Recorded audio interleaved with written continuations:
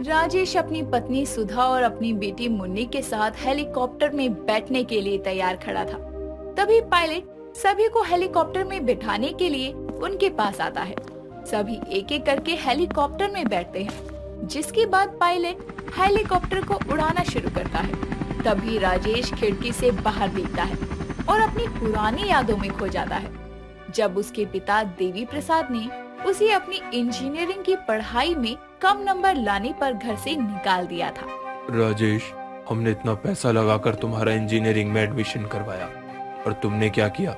इतने कम नंबर लेकर फेल हो गए। सारे खानदान में हमारी नाक कटवा दी तुमने। पिताजी, मैंने आपसे पहले ही कहा था कि मैं इंजीनियरिंग नहीं करना चाहता, फिर भी आपने मेरा एडमिशन करवा दिया। मैं खुद का काम करना चाहता हूँ, जैसे खेती बाड़ी। खुद का कुछ करना है तो दफा हो जाओ मेरे घर से। इस घर में तुम जैसे नकारे बेटे के लिए कोई जगह नहीं है। इतना कहकर देवी प्रसाद अपने एकलौते बेटे राजेश को घर से निकाल देता है। बेचारा राजेश दर दर की ठोकरें खाने लगता है। जैसे तैसे करके उसे एक नौकरी मिलती है, जिससे वो अपने रहने और खाने का बंदोबस्त करता है। राजेश का हमेशा से ही खेती बाड़ी में बहुत मन लगता था। जब उसके पास थोड़े पैसे जमा हो जाते हैं, तो वो गांव में काफी सारी जमीन खरीदता है, जिस पर खुद खेती करता है। कुछ वक्त बाद गांव में रहने वाली सुधा से राजेश शादी कर लेता है। सुधा से शादी के बाद उसे एक लड़की होती है, मुन्नी।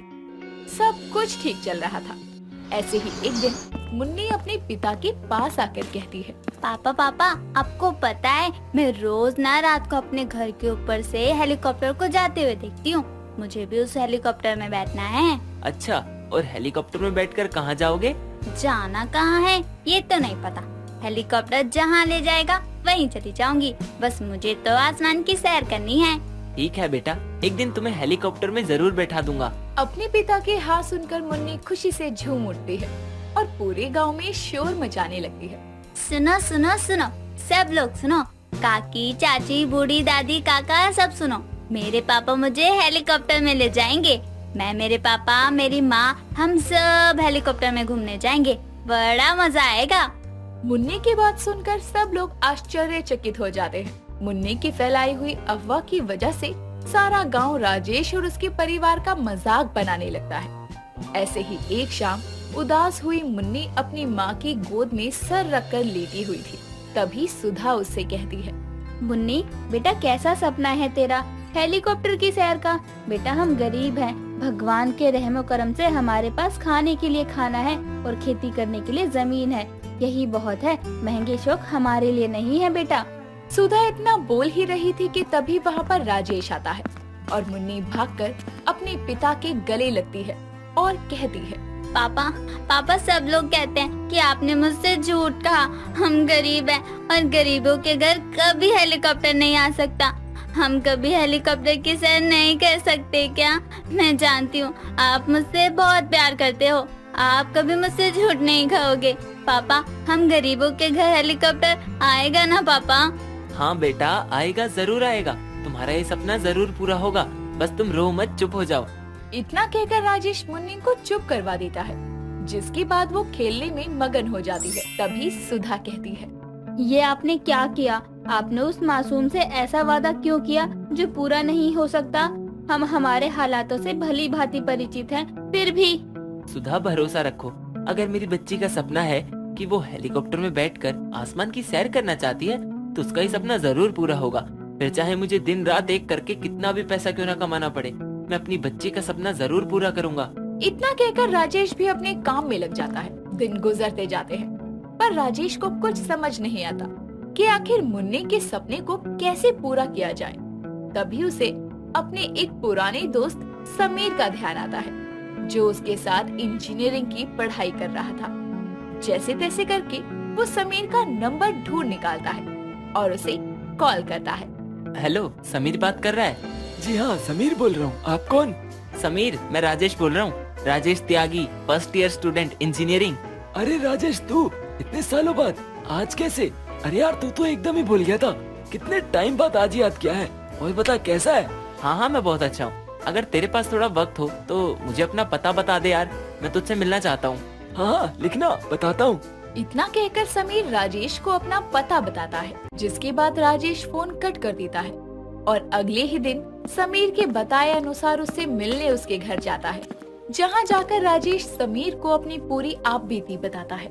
साथ ही मुन्नी के हेलीकॉप्टर के सपने की सैर के बारे में भी बताता है और कहता है, समीर, मैं मुड़कर पापा के पास तो नहीं जा सकता क्योंकि मुझे कभी नहीं अपनाएंगे, पर मैं अपनी बच्ची का दिल भी टूटते हुए नहीं देख सकता।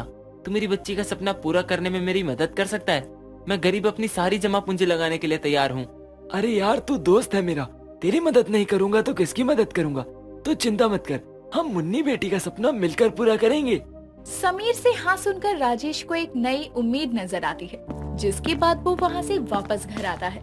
कुछ दिन बीत जाते हैं और एक दिन समीर राजेश के घर आकर कहता है, राजेश, मैंने एक जगह बात की है, पर क्या समीर, बोल। पर खर्चा बहुत ज्यादा है। भाई पूरे 5 लाख मांगे हैं एक दिन के। तेरे पास इतने हो पाएंगे? मैं कुछ ना कुछ करके बंदोबस्त कर लूंगा। ठीक है राजेश, फिर मैं बाकी सारी बातें क्लियर कर दूंगा। जिस दिन तेरे पास इतने पैसे आ जाए तो मुझे फोन कर देना। इतना कहकर समीर वहाँ से चला जाता है। दिन बीतते जाते हैं। मुन्नी का सपना पूरा करने के लिए राजेश दिन रात खेतों में मेहनत करता है और जैसे तैसे करके वो 3 लाख रुपए जोड़ लेता है, पर अभी भी 2 लाख रुपए कम पड़ रहे थे। ऐसे ही एक शाम सुधा उससे कहती है, सुनिए जी, इतनी खड़ी मेहनत करके भी हम इतने ही पैसे जुटा पाए हैं। आप मुन्नी को ना क्यों नहीं कह देते हैं? नहीं सुधा, एक बार मैंने अपने पिताजी का सपना तोड़ा था। सपने टूटने का गम क्या होता है मैं बहुत अच्छे से जानता हूँ, इसीलिए मैं मुन्नी को वो गम नहीं देना चाहता हूँ। अब भले ही मुझे ये घर ही क्यों ना बेचना पड़े, लेकिन मैं मुन्नी का सपना जरूर पूरा करूँगा। इतना कहकर राजेश एक लंबी सांस लेता है। वक्त गुजरता है। राजेश अपने छोटे से घर को बेच देता है और कुल मिलाकर उसके पास 4.5 लाख रुपए जमा होते हैं, पर अभी भी 50,000 कम थे। हताश परेशान राजेश अपने घर के आंगन में बैठा था। तभी उसके कानों में एक आवाज आती है, क्या हुआ राजेश बेटा, आज अपने किए पर पछतावा हो रहा है कि अगर मैंने इंजीनियरिंग कर ली होती तो आज अपनी बेटी का सपना पूरा करने में इतनी दिक्कत ना होती। अपने पिता की आवाज सुनकर राजेश चौंक जाता है और नजरें उठाकर जैसे ही सामने देखता है तो वहाँ पर उसका पिता देवी प्रसाद खड़ा था। राजेश फट से रोते हुए अपने पिता के गले लग जाता है, जिसके बाद देवी प्रसाद कहता है, पर मैं बहुत खुश हूँ, तूने कभी हार नहीं मानी, गरीबी में ही सही, पर तूने तरक्की की और अपनी मेहनत के बलबूते पर इतना सब किया। ले बेटा 50,000 रुपए, समीर बेटा ने मुझे सब बता दिया, तभी यहाँ तक आया हूँ। अब जल्दी से मुझे बहू और मेरी बेटी से मिला। देवी प्रसाद की बात सुनकर राजेश फट से सुधा और मुन्नी को आवाज देता है और अपने पिता से मिलवाता है। आखिरकार 5 लाख रुपए पूरे हो गए थे। इसके बाद राजेश समीर को कॉल करता है। समीर हेलीकॉप्टर के पायलट को बस एक बार राजेश के घर के पास खेतों में हेलीकॉप्टर लाने की विनती करता है। पायलट हेलीकॉप्टर को लेकर राजेश के घर के सामने दूर तक खुली जमीन में लैंड करवाता है। भले ही कोई अमीर हो या गरीब, अगर उसकी मेहनत और लगन सच्ची हो तो वो अपने हर सपने को पूरा कर सकता है। बस उसमें अपने सपने को पूरा करने का हौसला चाहिए, फिर वह अपनों की खुशी के लिए सब कुछ कर गुजरता है। इस तरह मुन्नी का हेलीकॉप्टर में बैठने का सपना पूरा हो जाता है और गरीब के घर हेलीकॉप्टर आ जाता है। साथ ही राजेश को अपने खोए दोस्त के साथ साथ अपने पिता का भी प्यार फिर से मिलता है और अपनी मेहनत के बलबूते पर राजेश फिर से अपनी जमीन और घर को अपने नाम करवाता है।